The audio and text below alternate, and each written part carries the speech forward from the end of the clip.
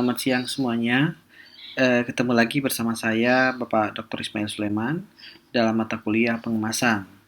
Nah, hari ini materi yang saya akan sampaikan adalah pendugaan waktu kadaluarsa atau yang dikenal dengan shelf life produk pangan. Eh, Baik. Nah, mutu dan perubahannya. Jadi, suatu produk pangan itu akan kita lihat pada proses mutunya. Jadi, mutu dan perubahan-perubahan yang terjadi di dalam bahan pangan tersebut.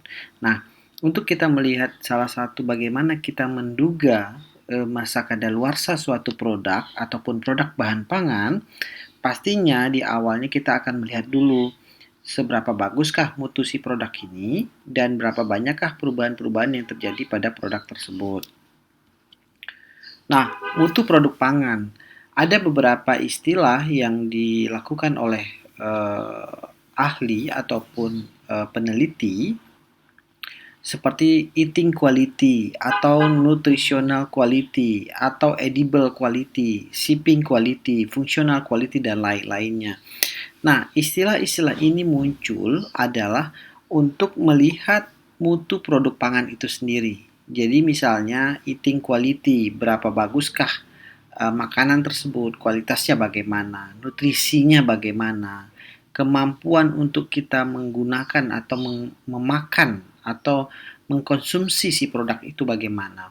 Dan ada juga mutu bagaimana kita bisa mendistribusikan produk tersebut dari satu tempat ke tempat yang lain aman. Jadi tidak merusak si produk tersebut serta fungsional quality-nya. Jadi fungsional quality ini adalah salah satu kualitas ataupun fungsi dari makanan tersebut. Misalnya minuman berenergi atau makanan yang mengandung zat protein yang tinggi. Nah, apakah fungsional ini bisa bertahan dengan lama ataupun hanya sesaat saja sudah rusak dan sebagainya. Nah, mutu inilah yang muncul beberapa istilah sehingga istilah ini menjadi salah satu acuan dari mutu produk pangan itu sendiri. Nah, kalau kita lihat dalam sebuah mutu produk pangan, ada yang dinamakan adalah external quality.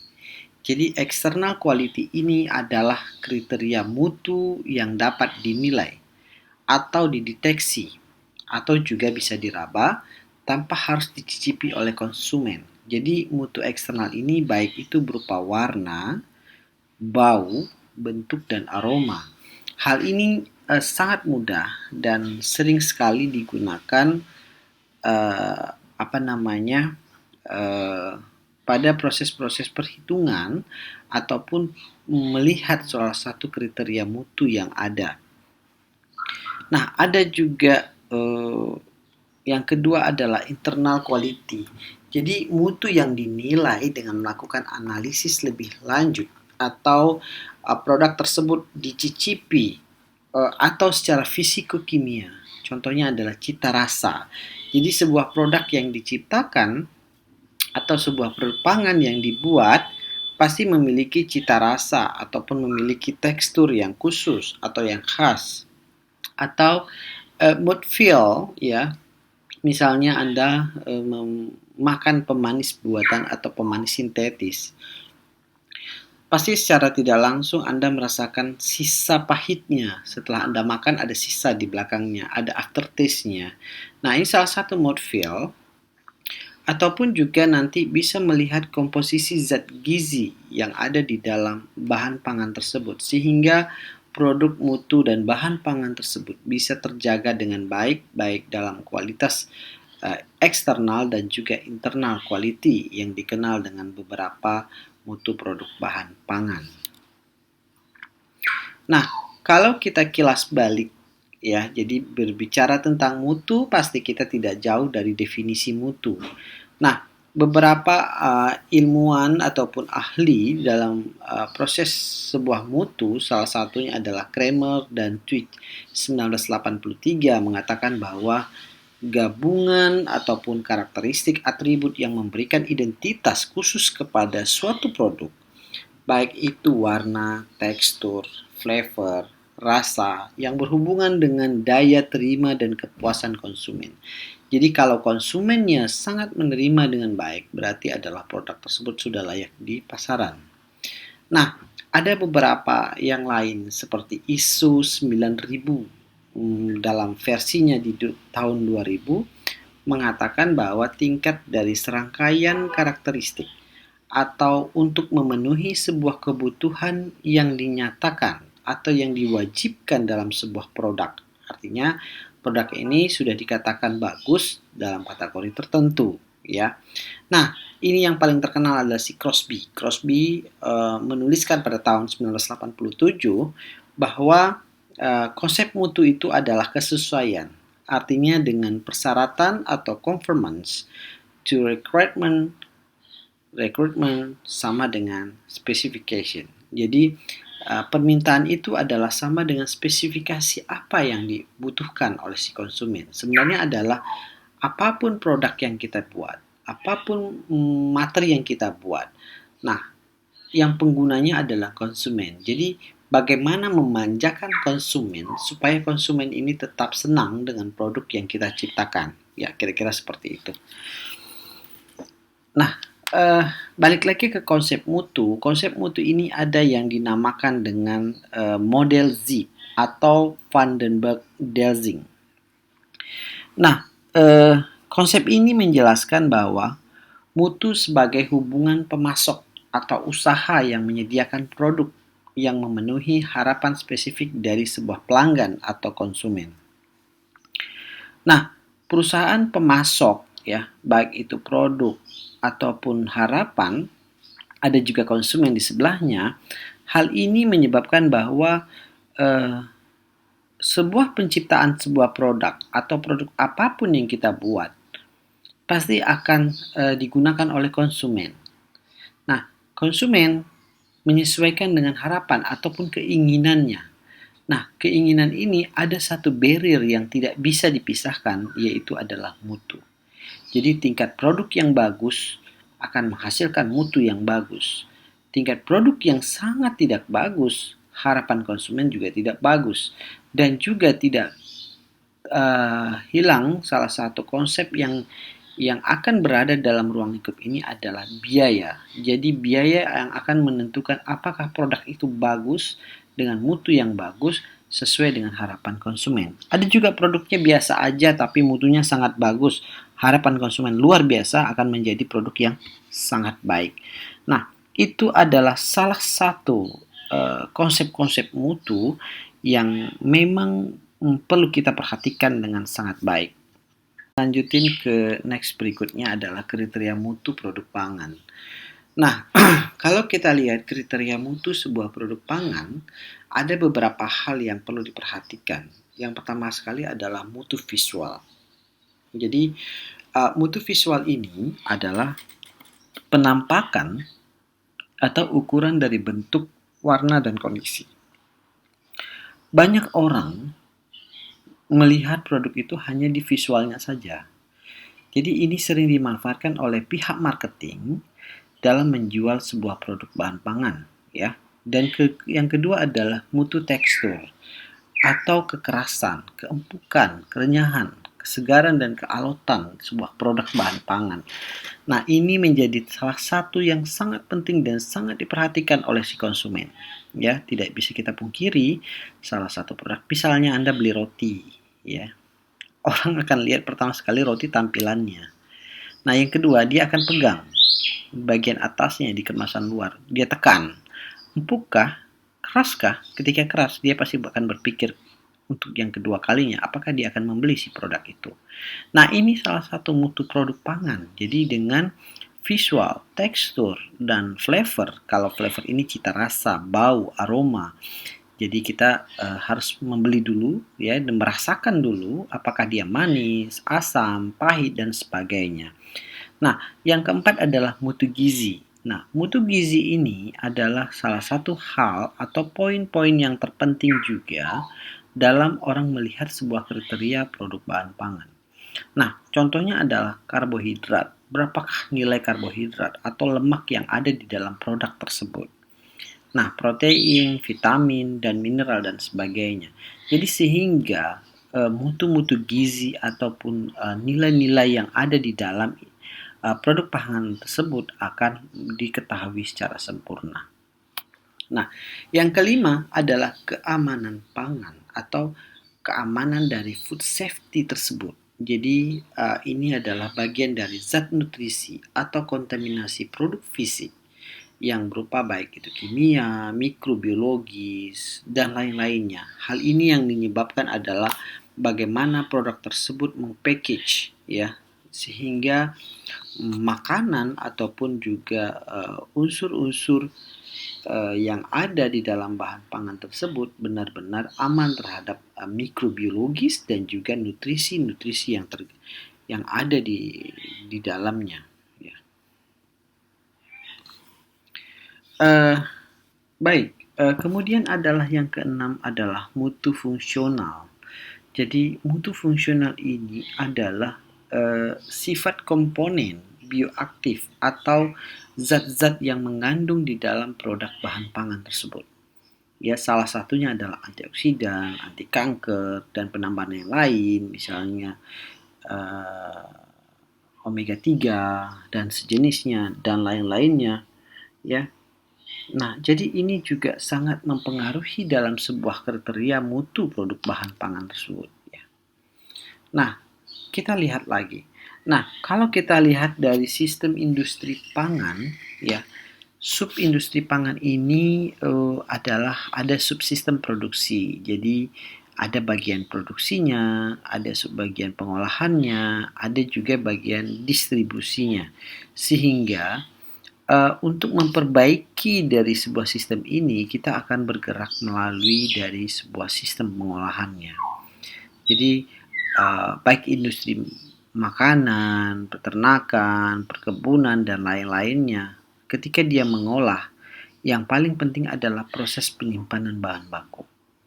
Kemudian ada juga perlakuan yang dilakukan pada proses pencampuran atau proses pengolahan dan packaging. Nah, sistem inilah yang perlu diperbaiki menjadi fokus titik kritis pada fokus perbaikan mutu. Nah, kemudian baru dilakukan sebuah sistem distribusi, bagaimana proses distribusinya, transportasinya, kemudian penyimpanannya, kemudian penjajaannya atau displaynya. Nah, ini juga akan menjadi salah satu sebuah sistem industri yang akan berperan penting dalam sebuah mutu dan perubahannya dari bahan pangan tersebut. Nah, kita lihat dari titik pengolahan pangan. Nah, tujuan dari pengolahan pangan yang pertama adalah mendapatkan pangan yang aman. Jadi, kita konsumsi dengan nilai gizi yang dimanfaatkan secara maksimal. Ya, jadi bahan pangan yang dapat kita terima secara organoleptik atau sensory properties yang dikenal. Dan ini sangat mempengaruhi salah satu proses-proses yang terjadi dalam proses pengolahan bahan pangan. Penggunaan suhu yang tinggi, pembekuan, pengemasan, pencampuran, kemudian pengecilan ukuran, dan pengeringan serta pemanggangan ini adalah salah satu bagian-bagian yang terjadi dalam proses pengolahan. Nah, pengolahan kalau kita lihat dari bagan yang saya tampilkan ini adalah bagan sayur-sayuran kita olah, kemudian kita akan membuat grade mutunya ya dengan ada penambahan zat aditif, kemudian proses pengolahan, pemanasan, pendinginan dan sebagainya. Kemudian produk tersebut masuk ke supermarket atau ke rumah makan atau ke industri atau juga ke pabrik atau juga kita simpan di storage dan sebagainya. Nah, ini adalah ruang lingkup dalam sebuah proses pengolahan pangan yang terjadi untuk titik-titik yang akan memungkinkan mutu dan perubahan itu terjadi secara signifikan dari sebuah proses pengolahan pangan. Nah, perubahan mutu selama pengolahan, hal ini dapat terjadi baik itu perubahan fisik, jadi warna, tekstur, kimia, ya, atau kehilangan vitamin dan mineral, kerusakan mikronutrien dan mikrobiologis atau pengurangan peningkatan mikroorganisme yang terjadi pada perubahan-perubahan mutu selama proses pengolahan. Nah, secara umum, produk-produk yang segar, proses perubahan ini akan melalui dengan waktu yang sangat cepat. Namun, dengan proses pengolahan atau penambahan atau juga sentuhan-sentuhan teknologi, bahkan juga sentuhan-sentuhan yang membuat sebuah produk itu menjadi bagus, ini adalah usaha yang akan dilakukan untuk penyempurnaan mutu dari sebuah produk tersebut. Nah, kalau kita lihat perubahan-perubahan yang terjadi pada produk pangan selama pengolahan, penanganan, dan penyimpanan, ada beberapa komponen penting yang menjadi sebuah atribut dan juga perubahan yang terjadi. Contoh misalnya adalah tekstur. Ya, kalau perubahan yang terjadi kehilangan tekstur, ini adalah kehilangan sifat kelarutan atau kehilangan daya kapasitas air yang ada di dalam produk tersebut. Ya, teksturnya bisa lunak atau alot dan sebagainya. Nah, ini adalah perubahan-perubahan yang terjadi pada produk bahan-bahan. Paling gampang, Anda pergi ke pasar beli ikan, pertama sekali yang Anda lihat adalah insangnya. Pasti Anda tekan-tekan ya, ikannya, apakah sudah masih baru atau masih lama. Itu adalah salah satu identifikasi seseorang akan melakukan pengecekan mutu terhadap perubahan yang terjadi di dalam ikan. Ya. Nah, flavor. Nah, flavor ini adalah muncul flavor yang diinginkan. Bau yang tidak diinginkan, off flavor, atau flavor karamel, flavor masak, ketinggikan dan sebagainya. Flavor ini adalah terutama beberapa produk. Nggak mungkin kan kopi itu baunya nenas. Sebaliknya nenas tapi baunya kopi. Impossible. Ya. Dan tidak mungkin nenas itu berwarna ungu. Ya. Jadi ada hal-hal yang memang tidak mungkin dalam sebuah flavor, atau ada juga bau yang tidak diinginkan. Bau tengik yang terjadi secara tiba-tiba dan sebagainya.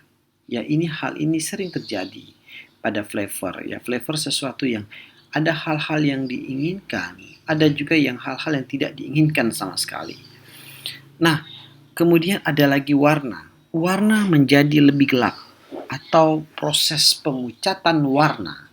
Jadi muncul warna yang tidak diinginkan, ada juga warna yang diinginkan atau produk-produk tertentu dengan warna tertentu. Nah, hal ini disebabkan oleh banyak hal ya. Salah satunya adalah memang sekarang semua produk akan melihat yang pertama sekali adalah tampilannya. Jadi dari tampilan yang sangat menarik akan menarik si konsumen. Tetapi penampilan yang unik, aneh, atau yang tidak wajar, hal ini juga akan merugikan si konsumen. Ya, jadi warna-warna itu ada hal yang memang diminta, ada hal yang memang dibuat sama sekali. Ya, contoh misalnya tape ubi, warnanya putih atau kuning, tapi kita bikin warnanya oranye. Ya, jadi hal ini menyebabkan produk-produk itu unik dan aneh, dan orang juga tidak akan membeli produk tersebut. Ya, kecuali memang ada hal-hal khusus sehingga warna itu muncul dan memang untuk membedakan antara suatu produk dengan produk yang lain. Baik, ada atribut yang lain, misalnya nilai gizi. Kehilangan nilai gizi pangan, karbohidrat, protein, lemak, vitamin, dan mineral. Atau degradasi atau perubahan ketersediaan makro dan mikronutrien yang ada di dalamnya. Hal ini sering terjadi misalnya adalah roti. Roti itu kalau ketika dia belum kadaluarsa dia memiliki karbohidrat sekian. Nah, ketika dia waktunya sudah kadaluarsa atau perubahan tekstur yang seperti sebelumnya, tekstur, warna dan sebagainya akan menjadi keras dan sebagainya, pasti secara otomatis kehilangan gizi atau nilai pati atau zat unsur-unsur yang ada di dalamnya juga akan berkurang. Artinya adalah adanya penurunan atau degradasi perubahan zat-zat nilai gizi yang ada di dalam roti tersebut. Hal ini sering terjadi, tidak hanya roti tetapi juga pada produk-produk yang lain.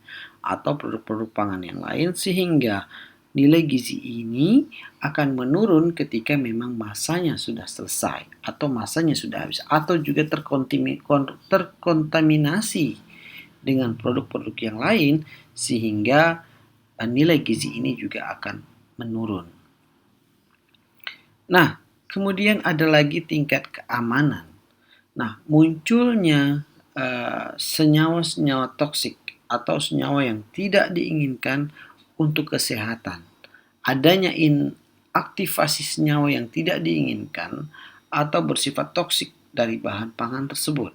Jadi tingkat keamanan ini adalah senyawa yang digunakan atau yang diinginkan untuk nilai-nilai kesehatan. Artinya adalah tingkat nilai kesehatan yang sangat bagus juga akan terkontaminasi dalam sebuah produk, dan ini biasanya paling sering dan paling mudah terjadi pada makanan-makanan kaleng, ya. Jadi senyawa makanan kaleng yang bersifat toksik atau juga adanya perubahan terjadi peot dan sebagainya, terjadi proses inaktivasi dan proses aktivasi terhadap produk ataupun mikroba yang ada di dalamnya, sehingga akan menghasilkan Microbotulinus ataupun adalah zat-zat bakteri lain yang menyebabkan kematian atau juga keracunan yang diakibatkan oleh produk tersebut. Nah, baik, itu adalah yang tadi bagian dari 5 bagian yang sangat penting yang sering terjadi. Nah, saya akan masuk ke bagian kerusakan utama bahan pangan. Nah, kerusakan mutu atau kerusakan mutu yang disebabkan oleh titik kritis dari sebuah atribut yang paling cepat mengalami kerusakan. Jadi kerusakan tersebut terjadi karena ada faktor-faktor tertentu sehingga mutu ini menjadi meningkat atau menjadi rendah atau menjadi jelek atau menjadi tidak baik sama sekali. Ya, jadi faktor hal ini bisa dikategorikan bahan mentah berkualitas rendah. Artinya mutunya memang sangat rendah dan juga ada penanganan-penanganan yang tidak sesuai. Kemudian kondisi pengolahan yang jelek, sehingga pemilihan bahan yang tidak baik, sanitasi yang kurang baik, akan menghasilkan praktek-praktek yang kurang baik, akan menghasilkan produk yang juga merusak dari mutu tersebut. Nah, yang ketiga, kondisi pengemasan yang tidak baik. Jadi packaging ini adalah salah satu tolak ukur, salah satu bahan yang dapat mempertahankan masa simpan yang lebih lama, sehingga diperlukan pengemasan yang sangat baik dan akurat. Nah, kondisi lain adalah faktor kondisi pendistribusian. Nah, kondisi pendistribusian yang kurang baik juga akan mengendalikan suhu yang salah. Jadi ini sering terjadi. Pengendalian RH yang kurang baik, penanganan yang salah dan sebagainya. Paling gampang salah satu contoh untuk pendistribusian tidak baik. Misalnya adalah es krim. Es krim itu dibuat di Pulau Jawa, dibawa ke Aceh, harus melewati beberapa kota. Nah, mobil yang dia kendarai akan menggunakan pendingin atau refrigerator. Nah, apabila refrigeratornya putus atau mati, secara otomatis es tersebut dalam jangka waktu tertentu akan mencair, akan berubah, sehingga suhu yang kurang dari yang diinginkan dalam proses penyimpanan akan menjadi rusak. Nah, ketika sampai ke lokasi, produk es tersebut sudah tidak sehat lagi. Artinya, kerusakan yang disebabkan oleh perubahan suhu yang tidak stabil. Tidak hanya es krim, tetapi juga beberapa bahan pangan lain yang harus dikondisikan suhunya sehingga produk tersebut, terutama adalah produk-produk frozen, sehingga bisa produk itu sampai ke lokasi dengan kondisi yang sangat baik. Karena perubahan suhu yang terjadi itu adalah perubahan mikroorganisme ataupun pertumbuhan mikroorganisme yang sangat cepat akan memungkinkan terjadi di dalam produk bahan pangan tersebut. Ya. Nah, kerusakan mutu ini ada 3 faktor utama yang memungkinkan dan yang akan sangat kita wanti-wanti ataupun menjadi salah satu acuan yang harus kita perhatikan dalam proses kerusakan mutu salah satu bahan pangan. Salah satunya adalah faktor fisik. Jadi ada suhu, RH, gesekan cahaya, waktu, benturan, dan tekanan. Hal ini sangat mempengaruhi faktor-faktor fisik dari bahan pangan tersebut. Misalnya, kita ambil salah satu misalnya adalah cahaya. Ada produk yang tidak bisa kena dengan matahari, tetapi kita jemur atau kita tempatkan di suhu yang tidak sesuai dengannya. Secara otomatis kandungan gizi yang ada di dalamnya ataupun protein ataupun hal-hal lain yang kita anggap perlu sehingga terjadi proses denaturasi ataupun juga proses oksidasi di dalam produk bahan pangan tersebut dan akan menjadi kerusakan mutu yang sangat signifikan. Nah, faktor kimia ada juga tingkat pH. Ya, pH, katalis, kondisi dalam proses penyimpanan, distribusi, ini juga harus diperhatikan yang sangat khusus. Terutama adalah proses packagingnya yang baik. Sehingga packaging yang baik akan menahan faktor kimianya dengan baik dan juga faktor fisik yang baik sehingga dapat mempertahankan produk menjadi lebih baik. Ada satu faktor lagi yaitu faktor mikrobiologis. Nah, faktor mikrobiologis ini adalah salah satu senjata ataupun salah satu yang tidak kita inginkan dalam sebuah proses di dalam proses-proses kerusakan mutu yang terjadi di dalam bahan pangan. Nah, faktor mikrobiologis ini terjadi pada bahan pangan tersebut ketika packagingnya tidak baik, ketika sanitasinya yang tidak baik, ketika proses sterilisasi di awalnya yang tidak baik, akan menghasilkan ketersediaan nutrisi sehingga mikroorganisme dapat tumbuh, baik itu dalam bentuk bahan utamanya adalah protein, karbohidrat, dan juga tingkat kelembaban dari air yang ada di dalam produk bahan pangan tersebut. Jadi 3 kerusakan mutu yang sering terjadi, faktor fisik, faktor kimia, dan faktor mikrobiologis yang sangat sering terjadi di dalam proses pengolahan ataupun penanganan sebuah produk bahan pangan. Nah, mutu ini sangat luas. Jadi mutu ini adalah kesesuaian antara konsumen dan si produsen. Ya. Jadi pengaruh mutu ini baik itu dari gesekan, tadi kita sudah ceritakan gesekan bagaimana kalau gesekan menjadi rusak dan lembam dan sebagainya. Dan kemudian ada katalis, inhibitor, dan juga tekanan. Dan tidak kita pungkiri juga ada benturan yang terjadi antara suatu produk dengan produk yang lain, interaksi internal, kemudian kadar airnya yang memang harus sesuai, ya, kemudian suhu, waktu, cahaya, oksigen, pH, dan lain-lainnya. Semua ini adalah bagian dari sebuah mutu, ya. Jadi mutu ini tidak hanya satu sisi, tetapi dari semua sisi yang akan menghasilkan apakah suatu produk tersebut bagus atau tidak. Nah, coba kita lihat dari sebuah reaksi yang terjadi, misalnya protein dalam sebuah bahan pangan. Ketika suhunya sangat tinggi atau perlakuan panas terjadi, akan proses terjadi namanya adalah denaturasi. Nah, perubahan struktur sekunder pada tersier yang Anda lihat pada gambar di samping, ini adalah proses denaturasi protein akan mengakibatkan perubahan sifat fungsional protein, seperti kelarutan, kemudian tekstur pada produk pangan, dan lainnya.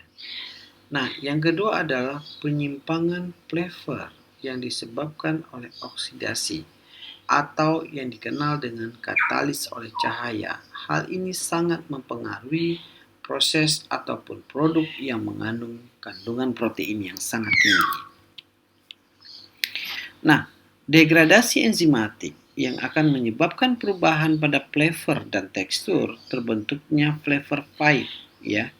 Jadi flavor pahit itu akan muncul karena ada proses degradasi enzimatik, perubahan dan pembekuan yang mengakibatkan perubahan kelarutan, ya. Jadi larutan ataupun pembekuan dan sebagainya. Dan pengadukan adalah untuk meningkatkan tingkat kelarutan yang terjadi. Hal ini kalau Anda lihat, ini gambar di samping adalah nukleotida yaitu fosfat dan nitrogenous base ya. Bagaimana tingkat gula yang mengikat pada fosfat dan juga nitrogenous base dan sebagainya. Nah, meningkatkan kandungan peptida asam amino pada tempe ini adalah salah satu yang kita hendaki. Ya, meningkatnya kandungan peptida pada keju karena pertumbuhan mikroba yang tidak dikehendaki pada saat penyimpanan, keju tersebut akan terasa pahit. Jadi banyak hal produk-produk pangan yang mengandung protein, ada sesuatu hal yang memang kita hendaki. Ada yang memang kita tidak hendaki karena akan menjadi proses perubahan yang terjadi dalam bahan pangan tersebut. Baik. Nah, kita masuk lagi ke bagian lemak. Nah, bagaimana proses lemak ini menjadi salah satu titik ataupun mutu dalam sebuah perubahan bahan pangan. Hidrolisis enzimatik yang dapat menyebabkan bentuknya off flavor atau terbentuknya flavor sabun, ya, tergantung dari jenis lipid atau yang ada atau juga perubahan fungsional dari sebuah tekstur yang terjadi. Nah, perubahan-perubahan ini oksidasi asam lemak tidak jenuh yang akan menyebabkan flavor yang dapat menyimpang atau lipoksigenase akan menyebabkan ketengikan pada ikan filet segar atau produk-produk sushi. Nah, kalau Anda lihat di gambar, ini adalah gambarnya lemak. Nah, ketika lemak itu mengikat, ada satu rantai yang mengikat menjadi dua ikatan. Nah, ikatan inilah yang dinamakan adalah double bond chain atau yang mengikat hidrogen aroma yang ada di dalam lemak tersebut. Nah, baik, kalau kita lihat lagi, tingkat ketengikan adalah sebuah proses minyak atau lemak yang menimbulkan adanya cita rasa dan bau yang tidak enak dan tidak disukai tengik atau dikenal dengan rasid. Ya, minyak atau lemak jenuh, double bond atau triple bond sangat mudah mengalami proses oksidasi dan cepat tengik. Jadi yang rangkap 2, rangkap 3 itu sangat mudah tengiknya. Ya. Jadi proses oksidasi ataupun kerusakan minyak atau lemak karena adanya oksigen. Jadi oksigen ini mengikat sehingga terjadi adalah proses oksidatif. Dan proses ada namanya lagi proses hidrolisis, kerusakan minyak karena adanya air. Jadi kalau oksidasi karena oksigen, hidrolisis karena adanya air yang disebut dengan ketengikan hidrolitik. Ya, ini adalah konsep-konsep kerusakan dalam suatu bahan pangan yang disebabkan oleh oksigen dan oleh air. Baik, nah kalau kita lihat salah satu kerusakan yang terjadi akibat oksidasi ataupun parameter oksidasi. Nah, kita lihat dalam sebuah grafik ini adalah perubahan ya. Perubahan ini terjadi secara perlahan tetapi signifikan. Setelah IP selesai perubahan pada lemak, ataupun prosesnya adalah mempercepat proses dari sebuah oksidan yang memperlambat dari sebuah nilai IP-nya. Jadi dia berjalan secara perlahan, tetapi ketika nanti pada titik tertentu oksidasi ini akan meningkat dengan cepat. Jadi protein ataupun lemak yang mengikat oksigen atau juga nanti dia mengikat air, secara perlahan ikatan tersebut akan menjadi jenuh dan kejenuhan ikatan tersebut akan meningkat secara cepat dari proses induksi dari sebuah kerusakan minyak ataupun lemak yang terjadi. Nah, ini salah satu reaksi-reaksi ataupun mekanisme oksidasi dari sebuah lemak, ketengikan oksidatif. Ya, nanti bisa dipelajari bagaimana inisiasi, propagasinya, terminasi, secondary initiation, dan sebagainya yang akan terjadi dalam sebuah proses mekanisme autooksidasi dari lemak ataupun ketengikan oksidasi. Nah, ini adalah bagaimana nilai ataupun aktivitas air terhadap oksidasi. Jadi laju reaktif atau laju relatifnya sebuah AW ataupun aktivitas air yang terjadi oksidasi itu sering terjadi pada kadar zona 1 antara zona 1 dan zona 2. Perubahan ini yang terjadi pada proses adalah oksidasi lemaknya paling cepat. Nah, kita coba lihat lagi, ini adalah karbohidrat. Bagaimana si karbohidrat ini dengan perlakuan panas tinggi akan menyebabkan terjadinya interaksi antara gula, produksi atau sukrosa, fruktosa dengan gugus amino yang akan menyebabkan sebuah reaksi yang dinamakan adalah reaksi Maillard atau reaksi pencoklatan non-enzimatis. Hal ini sering terjadi oleh yang disebabkan oleh karbohidrat atau juga vitamin, ya, vitamin seperti vitamin C dan sebagainya. Nah, ini juga sangat-sangat mempengaruhi dari sebuah produk ataupun mutu dari produk tersebut. Baik, kita akan lanjutin lagi. Hidrolisis pati, ya, dan gam dapat menyebabkan sebuah perubahan tekstur dari sebuah sistem pangan.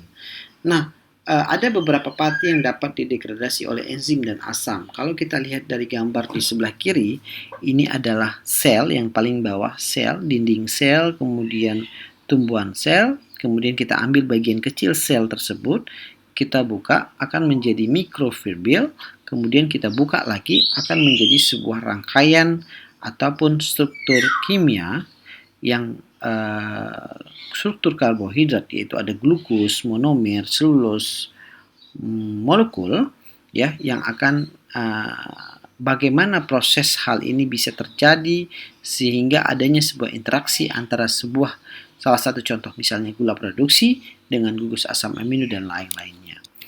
Nah, kalau kita lihat dari struktur yang ada pada bagan ini, kita melihat bahwa